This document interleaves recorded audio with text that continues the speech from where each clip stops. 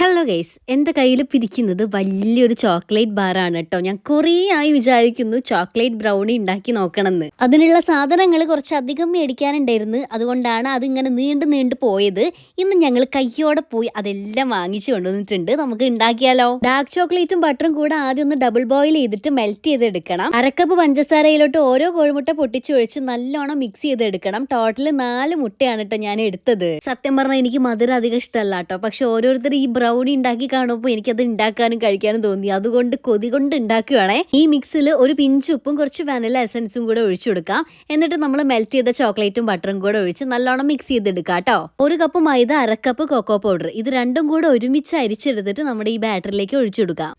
ഇട്ട് കൊടുക്കാം. പിന്നെ ഇടുമ്പോൾ ഒരു കാര്യം പ്രത്യേകം ശ്രദ്ധിക്കണം, കുറേശ്ശെ ആയിട്ട് ഇട്ട് കൊടുത്തിട്ട് മിക്സ് ചെയ്തെടുത്താൽ മതി കേട്ടോ. അപ്പൊ നമ്മുടെ ബാറ്റർ റെഡി ആയിട്ടുണ്ട്. ഇനി ഒരു കേക്ക് മോൾഡിൽ ഇതുപോലെ ബട്ടർ ഗ്രീസ് ചെയ്തിട്ട് അതിലേക്ക് ഒഴിച്ചു കൊടുക്കാം. ഇവിടെ ഓവൻ ഇല്ലാട്ടോ. അപ്പൊ ഞാനൊരു വട്ടച്ചെമ്പിലാണ് ഇത് കുക്ക് ചെയ്തെടുക്കാൻ പോകുന്നത്.